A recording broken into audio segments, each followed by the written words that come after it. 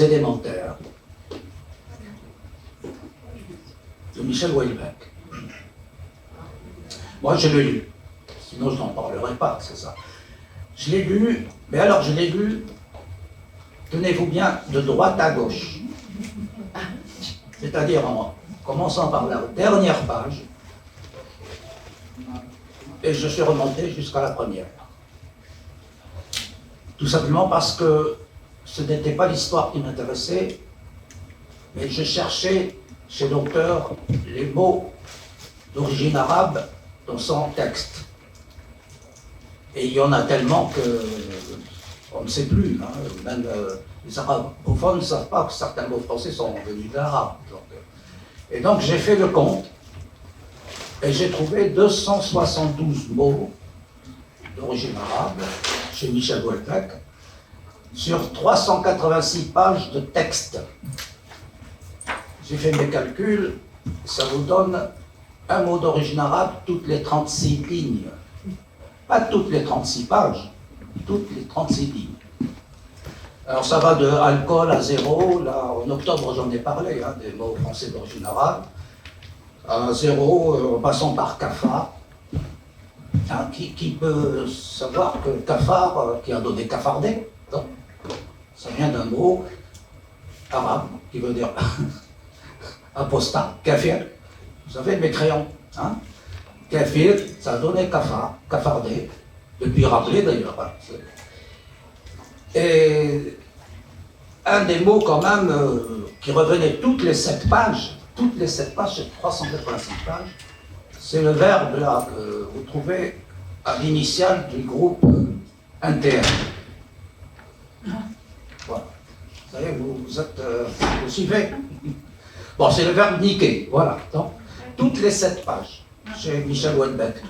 Et alors, on se demande si, parce que je lui ai fait une fois un tweet, si son inconscient ne le dérange pas, lui, qui... Moi, je le trouve sympathique, hein, je suis désolé. Houellebecq, je le trouve sympathique. Donc, je l'appelle le sympathique détracteur de l'islam. Vous savez, son livre, ses livres sur l'islam. Et donc, on parle de l'intégration. Là, il s'agit carrément d'assimilation.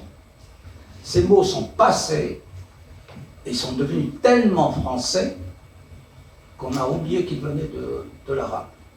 Ça, c'est propre à toutes les langues. Hein. Toutes les langues empruntent, et quand il y a un emprunt, la langue malaxe un peu le mot pour l'adopter à sa structure.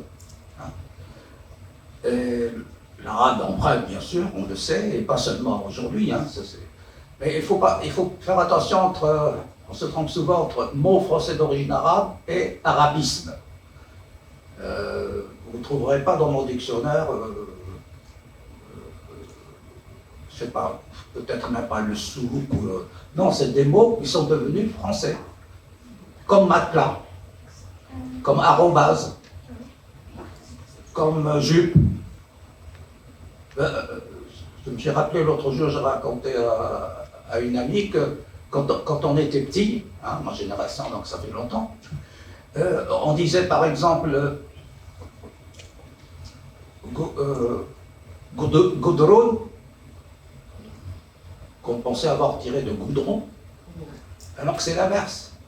C'est le mot français goudron qui est venu de l'arabe qatran, et on croyait que c'était donc ça, c'est à peu près comme coton, etc. J'ai trouvé chez Chateaubriand, par rapport à Houellebecq, cette phrase très intéressante qui reproche Chateaubriand dans Le génie du christianisme.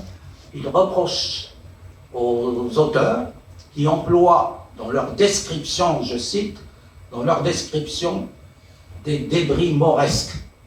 Comment dit le mot d'origine mauresque. Et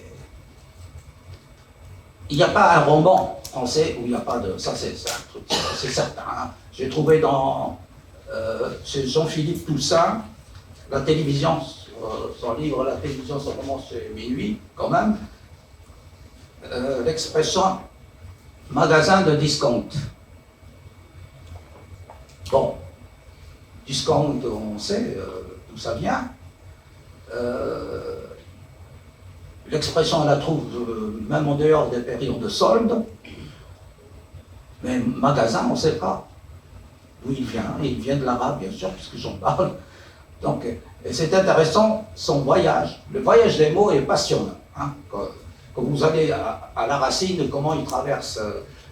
Les mots viennent avec les produits, souvent. Hein. C'est comme le mot orange, qui est venu de Perse, et puis l'arabe, et puis en français.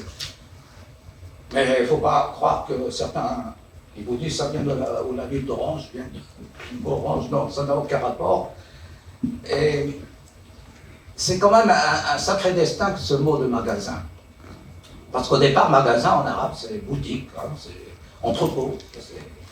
Et les dictionnaires, pendant longtemps, nous ont dit qu'il était dérivé du latin médiéval, magazinum.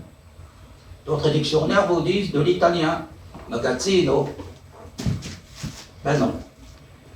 Quand le mot est entré dans la toute première version du dictionnaire de l'Académie française, 1694, il est entré avec donc, une forme magasin, avec le sens de boutique. 1694. Et peu à peu, le mot est devenu synonyme quelque part. Je dis n'importe quoi, à Londres plutôt. Synonyme d'album ou de recueil, hein, quelque chose où on réunit les choses. Et c'est une grande dame française, Jeanne-Marie, le prince de Beaumont. Si je vous dis ça, son best-seller, La Belle et la Bête. Donc c'est l'auteur de La Belle et la Bête qui a séjourné effectivement à Londres et qui s'est mise à écrire des petits manuels, des petits livres sous l'intitulé de Magasin 2.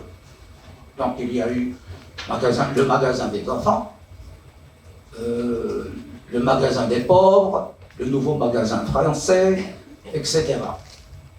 Et peu à peu, avec le développement du mot, plus l'accent, eh ben, c'est devenu donc magazine. C'est le mot magasin, Marzen, qui a donné donc magazine. C'est pour ça que je voulais vous projeter ceci.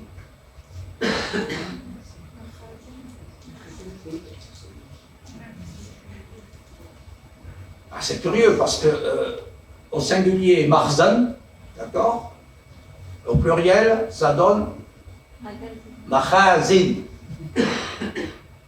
Et moi, je le fais souvent dans les conférences, je me demande est-ce qu'on ne pourrait pas dire un magasin des magazines? Machazin, à l'oreille même à l'oreille. C'est une preuve d'intégration, d'assimilation, je disais, puisqu'ils sont devenus tellement français qu'on a oublié l'origine. D'où ces questions qui nous ramènent au sujet, vraiment. Pourquoi les mots arabes, comme ceux qui ont donné à la langue française, je vous en ai cité certains, je peux vous ajouter chiffres, coupole, douane, raquette, le mot raquette. Pourquoi ces mots seraient-ils assimilables? On l'a vu, jusqu'à l'effacement de leurs racines, quand les immigrés de même origine seraient fatalement inassimilables. Autrement dit, pourquoi le processus, ça c'est une bonne question pour les politiques aussi, pourquoi le processus d'intégration linguistique ne connaît pas les mêmes aléas que le processus d'intégration des hommes. À mon sens, peut-être parce que les mots n'ont pas d'état d'âme. Question ouverte. Et voilà qui me ramène à un vieux souvenir. Vous vous rappelez le fameux ministère de l'immigration et de l'identité nationale de M. Brice Hortefeux, que j'avais appelé dans une longue tribune dans Libération le ministère de la conjonction de coordination. Ce à quoi M. Hortefeux a réagi quelques jours après. Le lendemain, j'ai réagi encore, toujours dans Libé, dans Libération. Et tout tourne pour moi autour de ce mot E-T-E. Parce que ce n'est pas rien, une conjonction de coordination. Soit ça relie, soit ça oppose. C'est ce que dit d'ailleurs le Robert. Et c'est ce que j'écrivais alors, ce qui nourrit la suspicion dans cet intitulé, ce n'est pas tant l'identité nationale en soi que la contamination, c'est au sens linguistique, contamination, on peut en parler si vous voulez plus tard, générée par sa conjonction avec l'immigration. Tout est dans ce « et » qui semble outrepasser sa fonction de coordination pour s'ériger en point nodal où doit se nouer le contrat républicain entre le candidat à la citoyenneté et la nation. Sans cette adhésion, l'immigré, même naturalisé, se placerait d'emblée dans la situation d'un candidat à l'expulsion. Alors, que dit le Robert? C'est une curiosité, on peut en rire, en sourire en tous les cas. Que dit le Robert? Que cette conjonction de coordination, je cite, sert à lier des partis ou des propositions ayant même fonction ou même rôle, une addition, une liaison, un rapprochement. Mais, ajoute le Robert, et qu'elle peut aussi rapprocher des éléments différents. On est toujours à identité et immigration. Ou opposés. Alors, immigration et identité nationale se rapprochent-elles ou s'opposent-elles? Pour illustrer sa définition, le Robert donne comme occurrence, c'est pas un hasard, nous t'hébergeons et tu nous voles. C'est une pure coïncidence. Que cet exemple, tout de même, ça rappelle quelque chose. Ce clin d'œil à l'immigré que la France héberge et qui ne se prive pas de la voler, notamment avec les allocations familiales, comme l'extrême droite dit depuis des décennies. Ça, c'est juste pour le clin d'œil. C'est un hasard que le Robert donne comme exemple. Donc, mais, avec les élections régionales, sont passées, et à moins d'un an de la présidentielle, le sujet aura été plus que jamais d'actualité. En 2007, je reviens à 2007. En 2007, tout au début de son livre, vous vous rappelez Bernard Stasi, à qui on doit la formule « Immigration, une chance pour la France ». Donc dans son livre « Tous Français », Bernard Stasi écrit ceci en 2007. « La question de l'immigration doit être bannie de la course présidentielle. » En 2007. Peine perdue. Désormais, l'opposition à l'immigration et identité nationale est le sujet le plus vendeur aux politiques. Mais alors, pour le quotidien Libération, je cite, ça c'est plus récent, c'est d'abord un gris-gris électoral, quasi systématiquement accolé au thème de l'immigration, quitte à scandaliser la gauche et les historiens. En fait, les grandes heures du débat sur l'immigration et l'identité furent marquées par l'activisme de Nicolas Sarkozy. dès sa campagne électorale de 2007.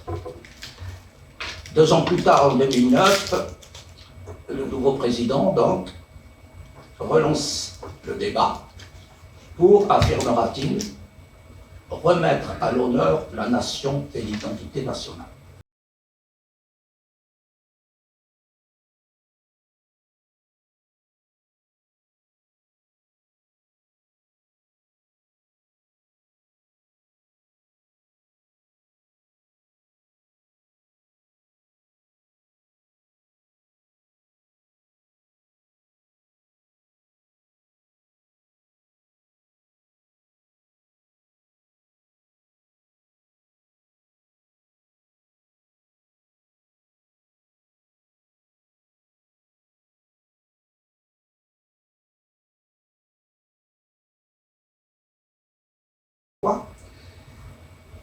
Donc, dans ses envolées, Nicolas Sarkozy a cité Renan. Qui cite Renan, cite peut-être aussi Jules Ferry, qui ont eu à peu près la même phrase sur les civilisations donc, supérieures, et donc les cultures inférieures et les sociétés inférieures. Voilà. Donc, Renan qui disait entre autres la conquête d'un pays de race inférieure par une race supérieure qui s'y établit pour le gouverner n'a rien de choquant. Jules Ferry a dit la même chose. Pas Clémenceau, vous allez voir. Pourquoi le Puy-en-Velay? C'est quand même un haut lieu de la chrétienté. Et aux yeux des adeptes donc, de ce débat sur la laïcité et donc, ne cachons pas, et donc sur l'islam, forcément, tout était indiqué pour recevoir. Vous savez qu'il y a une tradition française, tout président en exercice est chanoine du Latran. Donc, et nous sommes, nous dit-on, dans une république laïque. Mais le président de la République est chanoine. Bon. C'est l'histoire de France après tout. Bon. Nicolas Sarkozy, donc, en se promenant dans la fameuse cathédrale, très belle cathédrale du Puy-en-Velay, il note des choses qui l'étonnent et il va en parler dans son discours. Et il va remarquer ceci.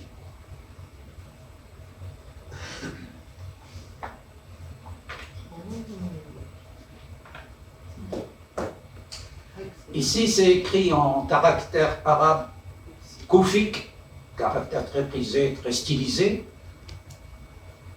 El-mulku lillah. C'est pas au 16e ou 17e, hein, vous pouvez aller jusqu'au 12e siècle. On dit que les musulmans sont partis de Poitiers, à partir de Poitiers, ils sont restés dans le Jura longtemps, etc. Et le mot lillah, on peut traduire par la souveraineté est à Dieu. Ça ne jure pas avec le christianisme, ça ne jure pas avec le judaïsme. Seulement lillah, parce qu'on confond toujours, Allah, c'est un mot commun au départ, qui veut dire Dieu. C'est exactement l'équivalent de Dieu. C'est après que c'est devenu, disons, un nom propre. Et le mulku lillah, on peut traduire la souveraineté est à Allah. Mais en fait, étymologiquement, c'est la souveraineté est à Dieu. Donc vous voyez comment c'est stylisé. Et Sarkozy dit ceci: il est difficile de passer devant les antiques portes. Parce que c'était sur la porte du Christ, au Puy-en-Velay. Donc des portes de cèdre de la cathédrale et leurs inscriptions en langue soufique, il dit. Bon, ok, c'est bon. En langue soufique, comme si, je sais pas, il voulait dire en caractère koufique, hein, d'accord, sans être impressionné et ému de cette rencontre entre la langue de l'islam et l'architecture romaine. L'image là est passée inaperçue à la télévision. Peut-être au montage. En tout cas, je n'avais pas vu. Cette inscription-là a été déjà relevée en 1938 par Georges Marseille, l'archéologue, hein, et puis plus tard en 1987 par Vincent Mansour, Monteil, qui était converti il n'aimait pas le mot converti. Il disait plutôt pas revenu, j'ai oublié le mot qu'il utilisait, mais il était converti à l'islam. Et en 1987, donc c'est lui qui a relevé ce détail, le Mulk Lillah. Après Georges Marchais. Alors écoutons encore Nicolas Sarkozy, opinion-velée, toujours, au même discours. La France a puisé à d'autres sources. Il y a quelques semaines, j'ai reconnu et salué les racines juives de la France. Grégoire de Tours, qui, dans son histoire des Francs, parle pour la première fois non seulement du sanctuaire du Puy-en-Velay, mais de la synagogue de Clermont. C'est la France que nous aimons, la France dont nous sommes fiers, la France de nos racines. Et il conclut, la France a toujours été à la confluence de plusieurs influences culturelles, dont les traces sont clairement visibles ici même, au Puy-en-Velay. Donc, c'est qu'il reconnaît autant les traces juives que les traces musulmanes ou arabes. Mais la question se pose, est-ce que, quand on regarde le documentaire, quand il parle de confluence, est-ce qu'il pensait à l'arabe? Je ne sais pas, à l'islam, peut-être. Mais bon. C'est Vincent Monteil qui va développer la chose plus loin, mais ça nous mènerait trop loin pour ce soir. Alors, oublions toutes ces considérations, parce que c'est un peu un passage, pour nous attacher à une autre donnée, sans quitter le Puy-en-Velay. Une donnée éminemment historique, que l'époque donc a zappé. Et c'est cette donnée qui met à nu, selon moi, un formidable refoulé, un non-dit, qui est à l'œuvre dans ce sempiternel débat entre immigration ou islam plutôt, et identité nationale. Je l'ai rappelé, je l'ai dit tout à l'heure, Laurent Wauquiez est agrégé d'histoire. Donc il ne pouvait pas ignorer pourquoi Sarkozy avait choisi le Puy-en-Velay pour relancer le débat. Il faut savoir, et c'est là à quoi je voulais en venir, il faut savoir que le Puy-en-Velay a eu comme évêque Adhémar de Monteil. Et c'est cet évêque du Puy-en-Velay qui fut chargé par le pape Urbain II de prendre la tête de la toute première croisade.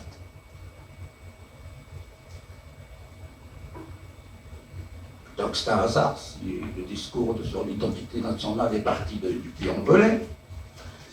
Tellement de hasard.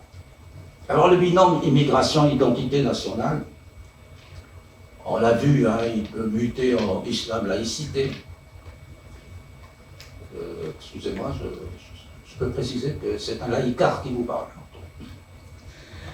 On dirait que le gouvernement français a viré sa cutie depuis, mais non. Il s'agit juste d'un contournement, de passer à la laïcité, à l'islam, un contournement que j'estime être pervers, mais qui ne trompe personne, ni le citoyen français, ni l'immigré, même naturalisé. Pervers, mais bien négocié quand même. Comment on négocie un virage.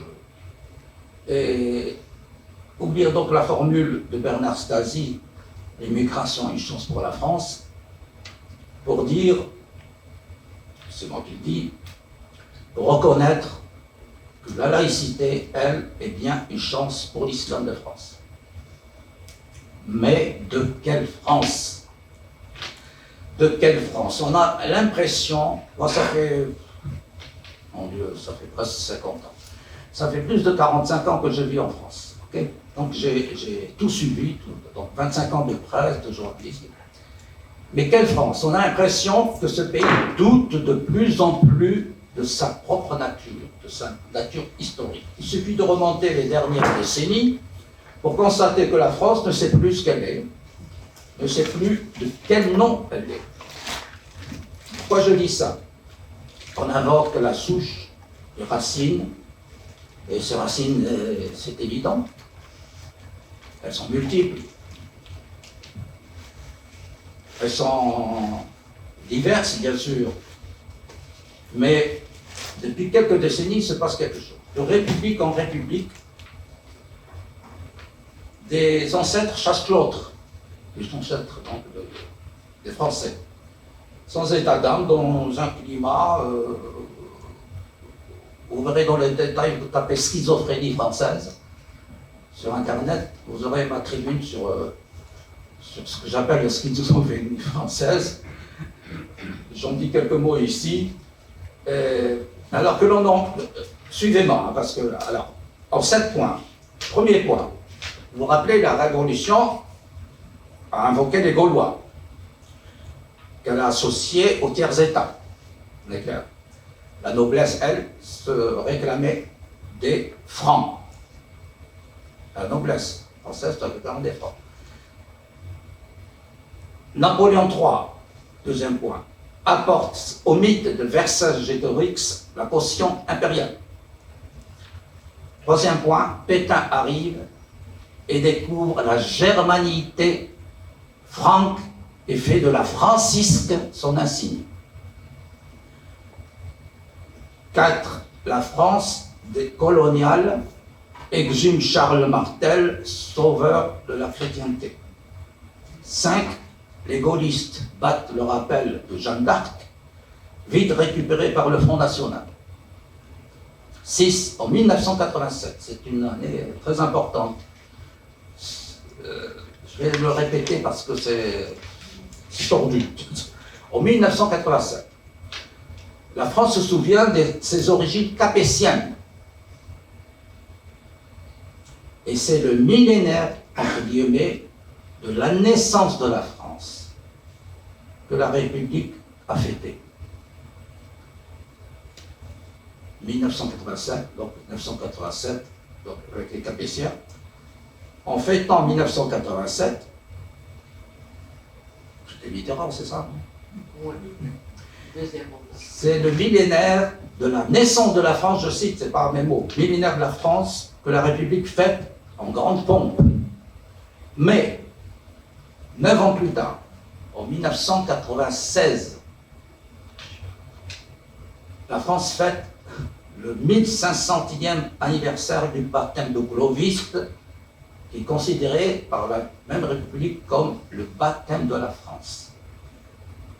Ces 2 points, je les répète, hein, parce que en 1987, le millénaire de la naissance de la France, millénaire, 1000 ans. En 1996, 1500 du baptême, ce qui veut dire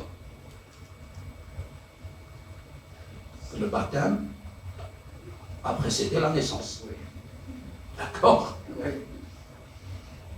Voilà d'où part ma notion de schizophrénie, ou entre autres. C'est une curieuse conception du temps, donc qui place le baptême d'une personne, mais c'est vrai que Michelet, l'historien, disait aussi, ça c'est intéressant, la France est une personne. Et quel retournement orchestré de l'opinion comme des médias de France. Tout le monde a marché, hein. Personne n'a relevé ce point un peu bizarre, mais disons, si c'est dans le symbole, bon, pourquoi pas. Alors, dans le fatras idéologique des discours et autres prêches de ces dernières décennies, se distingue par sa volonté, peut-être sa lucidité, je ne sais pas. François Mitterrand, dans une déclaration à la Sorbonne, lors d'un colloque, je crois, oui, à la Sorbonne, en 1987, François Mitterrand disait ceci: « Je veux que les usages et les coutumes français soient suffisamment vigoureux pour se défendre eux-mêmes, mais pas se défendre en excluant, se défendre en recevant et en faisant la démonstration que désormais cela fait partie de nous. Encore faut-il, c'est toujours Mitterrand, Encore faut-il que les autres le veuillent. S'ils ne le veulent pas, s'ils refusent ce que nous sommes, alors, bien entendu, il y a mal donne. Mais voyez-vous, ces lignes de Mitterrand sont d'une richesse inouïe, d'une véracité, d'une objectivité, que tout ce qui a été dit depuis des décennies sur le débat entre l'identité nationale et effectivement, pourquoi? Il y aurait mal donne si ces autres, hein, vous savez qui sont ces autres, s'affranchissaient des usages et coutumes français. Il y aurait mal donne. Au pire, s'ils voulaient imposer les leurs, tout en prétendant au statut de citoyen.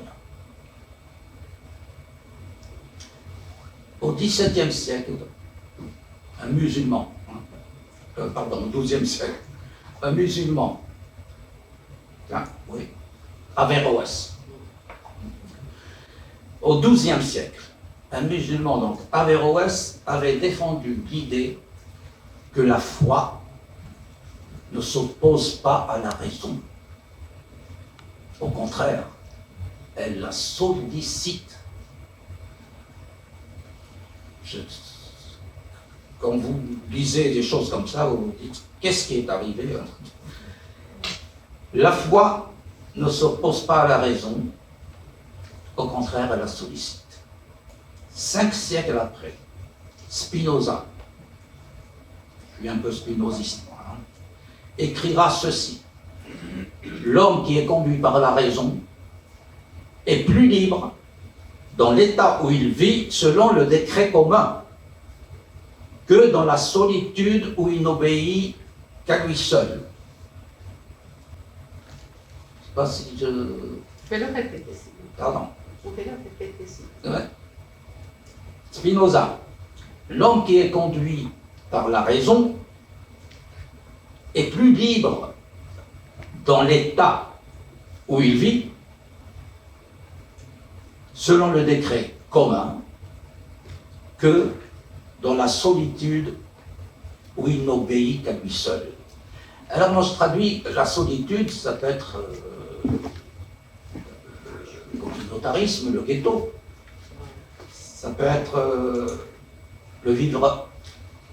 Ah, tiens, le mot, le séparatisme. Ça peut être séparatisme, mais pour moi, le séparatisme, il y a séparatisme et séparatisme. Il y a 2, 3 séparatismes. Il se passe beaucoup de choses sur ces news, et c'est là le lieu du séparatisme par excellence. Mais pour revenir aux racines, pour revenir à nos racines, j'allais dire, donc aux racines revendiquées par le pays de Voltaire, voici ce qu'en pense le franco-libanais Amin Maalouf. J'aime bien cette phrase, cette citation. « Je n'aime pas le mot racine », dit Amin Maalouf. Et l'image encore moins. Les racines s'enfouissent dans le sol, se contorsionnent dans la boue, s'épanouissent dans les ténèbres. Elles retiennent l'arbre captif dès la naissance et le nourrissent au prix d'un chantage. 2 points. Tu te libères, tu meurs. Captifs de la naissance. C'est magnifique comme expression. Captifs de la naissance sont ceux qui, de souche ou d'adoption, restent rivés à une identité figée.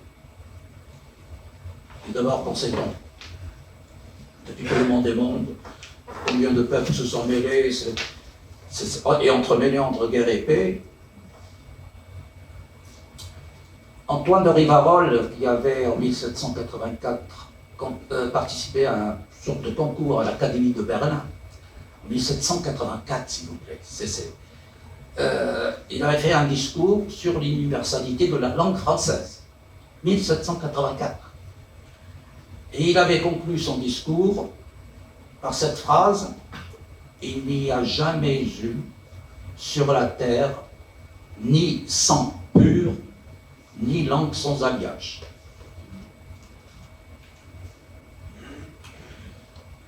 « 1784. Alors, quant aux civilisations qui ne se valent pas, quand je pense à ces mots sortis par un certain monsieur François Fillon, inspiré sans doute par Jules Ferry ou par Renan, Jules Ferry qui avait dit la même chose sur les races inférieures, les races supérieures, et Georges Clemenceau, 2 jours après, lui répondait, lui avait fait une réponse cinglante. Georges Clemenceau, vous savez, le tigre, et on le surnommait aussi le tombeur des ministères. D'ailleurs, c'est lui qui fera tomber le ministère Jules Ferry. Et voici ce que Georges Clemenceau répondait à Jules Ferry à propos de supérieur et inférieur. Race supérieure, race inférieure.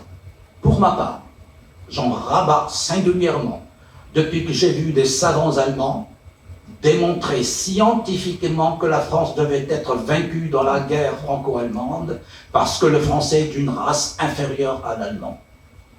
Depuis ce temps, je l'avoue, j'y regarde à 2 fois avant de me retourner vers un homme ou une civilisation et de prononcer homme ou civilisation inférieure. Georges Clemenceau. Et il répondait à Jules Ferry.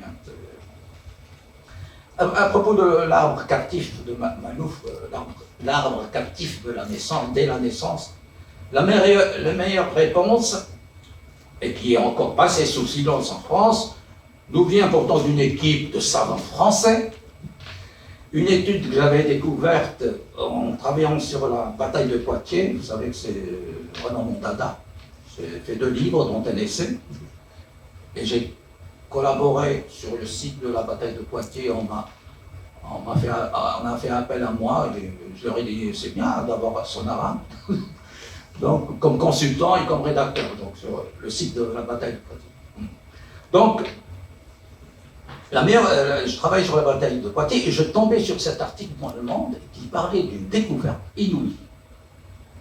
Sur un épisode, donc j'en avais parlé la dernière fois, sur l'épisode toulousain, donc entre la fille du duc de Toulouse et le gouverneur musulman berbère de Narbonne, parce que Narbonne était encore sous domination 27 ans après la bataille de Poitiers. Hein. Donc voilà, donc, je ne vais pas revenir là-dessus, vous n'étiez peut-être pas plus. Donc oui, il y a eu le mariage entre le gouverneur musulman de Narbonne et la fille du duc de Toulouse, d'Aquitaine. Et c'est dans ce cadre-là que j'ai fait cette découverte. Donc, dans cette étude, il est question de programme génétique, publié en 1988, dans une revue qui fait autorité dans son domaine, médecine et sciences. On y apprend que des chercheurs en génétique et en biologie moléculaire avaient fait une découverte donc inouïe. Une thèse qui nous touche de près, je veux dire qui touche à notre sujet de ce soir, et où il est question, alors c'est un mot un peu compliqué, phénylcétonurie. Il est question de phénylcétonurie. Si vous voulez, je vous donnerai la définition tout à l'heure, mais... Vous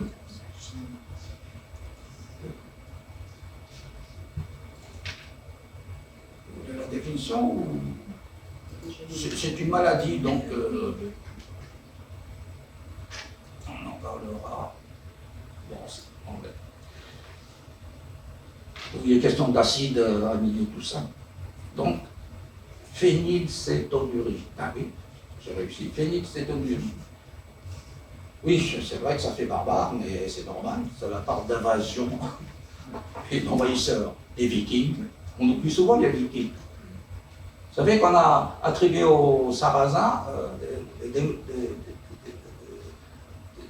destructions faites par des Vikings 2 ou 3 siècles après. Donc les Vikings, on parle aussi des Celtes, des Juifs yéménites et des Sarrasins.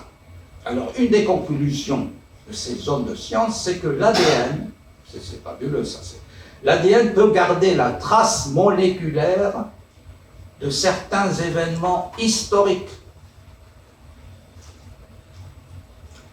Donc, à partir d'un cas de phénylcétonurie, diagnostiquée chez un enfant algérien de 13 mois, ils ont pu différencier la mutation arabe. Parce qu'il y a plusieurs mutations, on a dit celte. Et en fait, comment vous dites, phényl?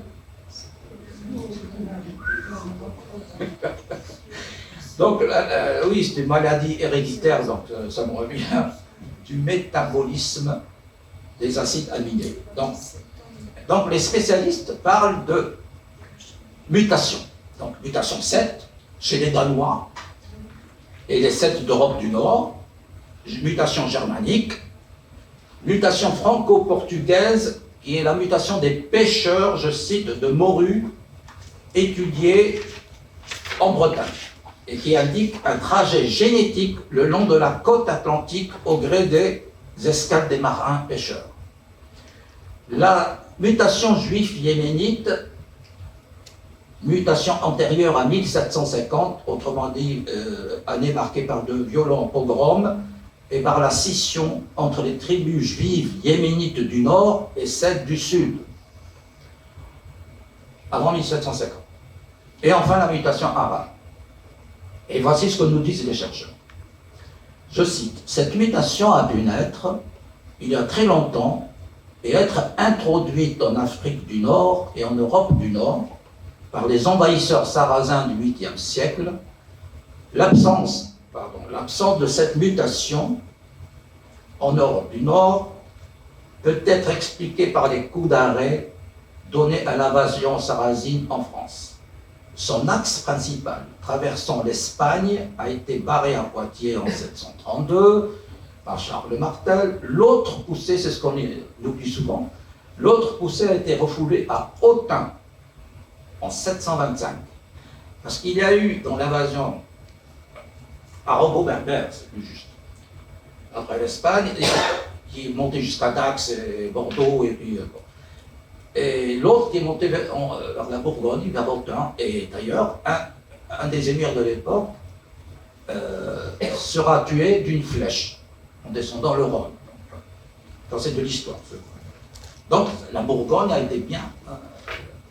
Et le Jura, jusqu'au XIe siècle, il y a eu des traces. Vous savez qu'on découvre, il n'y a pas longtemps, il y a quelques années, on a découvert des... Charles Martin avec les troupes de l'Andalousie. Pardon? Ça, c'est la guerre de Charles Martin. Charles Martin. Oui. Contre le général de l'armée de Sarrazin. Oui. Oui, ça c'est à Poitiers. Ça, c'est à Poitiers, c'est celui-là. Si je ne me trompe pas. Non. Continue. À Poitiers, il y a eu l'émir Abdelrahman qui est mort sur le champ de bataille. Oui, voilà. Non, mais à Autun, il y a un autre émir qui est mort, Oui. donc en descendant le Rhône. Et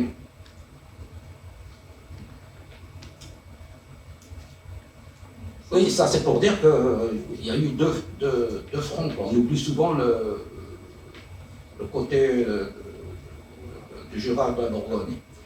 Et alors, plus extraordinaire, c'est que l'équipe parisienne a retrouvé la mutation arabe dans une famille bourguignonne de la région d'Autun. Et, je cite, l'origine française de cette famille a pu être formellement établie en remontant jusqu'en 1632. Je continue à citer, tout laisse donc à penser que ce cas bourguignon de phénylcétonurie est une séquelle génétique de l'invasion du 8e siècle, découverte 12 siècles après. Cela revient à dire, et même si les généticiens n'ont pas pu remonter jusqu'au 8e siècle, qu'il est fort possible que cette famille dont on vient de parler, qui est sûrement, c'est naturel, persuadée de venir des Francs ou des Gaulois, qu'il est possible que cette famille descende de quelques sarrazineries, comme dit un historien Jean Lequin, sarrazineries burgondes. Et si l'on ajoute qu'après la défaite à Poitiers, On oublie ça aussi. Beaucoup de Sarrasins ont essaimé partout, y compris dans le Limousin, le Quercy et le Velay, le Puy-en-Velay, et le Gévaudan. Pendant que d'autres captifs, ça aussi, on l'oublie, enfin on ne le sait pas, parce qu'il n'y a que deux auteurs qui en ont parlé, dans la bataille de Poitiers chez Gallimard, dont un auteur que j'ai bien connu. Donc. Alors pendant que d'autres captifs furent conduits en Ardèche, dans les travaux forcés, dans les mines d'argent. Si vous connaissez l'Ardèche, il y a une ville qui s'appelle l'Argentière. L'Argentière tient son nom de ces mines d'argent. Ben, il est pensable que ces derniers, arabo-berbères, firent souche dans la région alentour jusqu'à se fondre. Ça existe depuis que l'humanité. Alors, qui peut alors nous assurer que certaines familles d'Aubenas, de Valence ou même de la ville de Laurent-Pauquier, de Puy-en-Velay, n'ont pas sur leur arbre généalogique quelques lointaines branches sarrasines?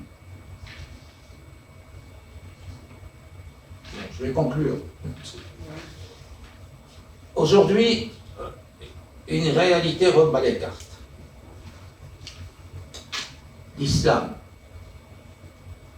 en crise, et se peut dire, a plus que jamais besoin de revenir à la raison, pour ainsi dire. Je pense à la raison de Averroès.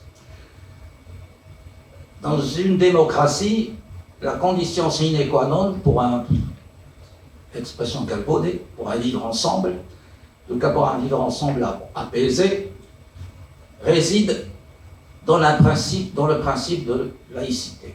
Je vous ai prévenu, je suis laïcard. Bon. Et ce principe garantit à tous la liberté de conscience, comme dit la Charte, et le libre exercice des cultes. Liberté, oui, mais qu'en est-il des deux autres termes du triptyque républicain? Le deuxième terme n'est pas toujours à la hauteur du principe, égalité, c'est clair. Quant au troisième terme, cela me laisse sceptique, m'a toujours laissé sceptique, avec sa connotation angélique, presque religieuse, mais angélique surtout, et même, vous savez d'où je viens, d'Algérie, le truc, alors on est tous frères, on est sœurs. Et moi, je n'aime pas ce mot, frère. Et comme disait le général Changarnier à Bettina Rothschild,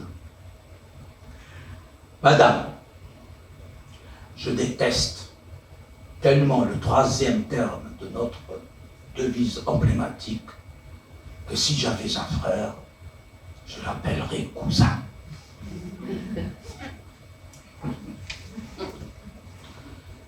Alors, la laïcité, une chose pour l'islam de France. Je pose la question autrement. Où donc un musulman peut-il être tout aussi heureux qu'un juif, un chrétien, un athée, un agnostique?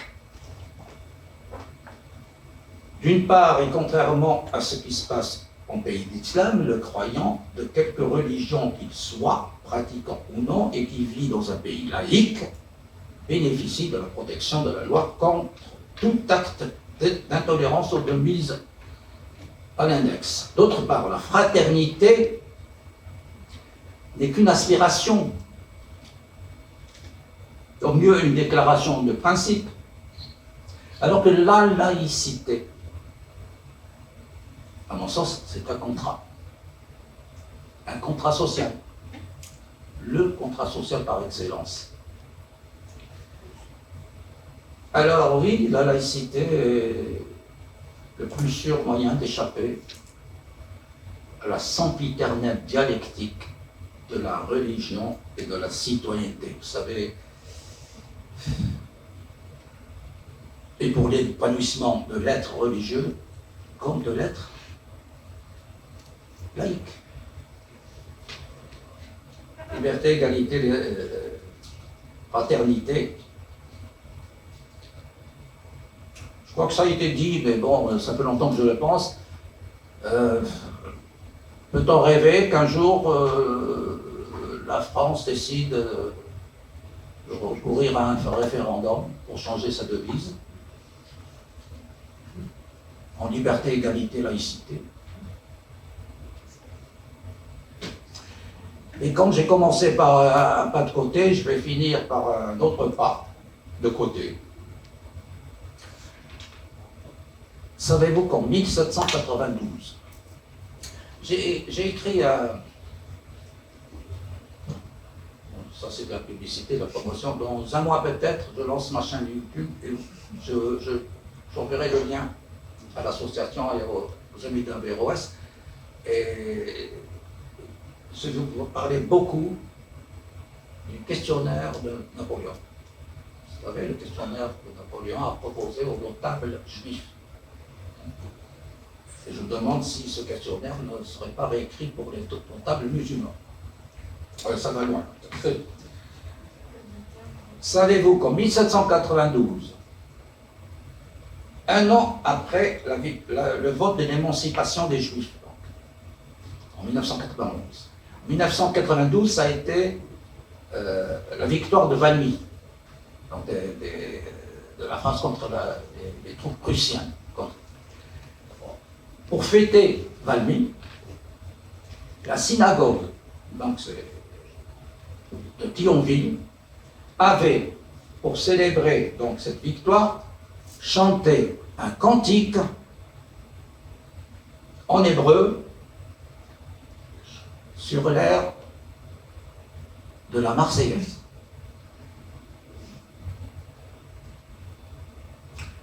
Alors imagine-t-on Gérald Darmanin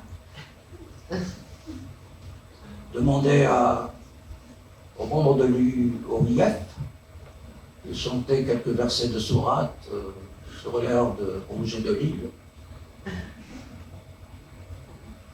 Point d'interrogation. Merci.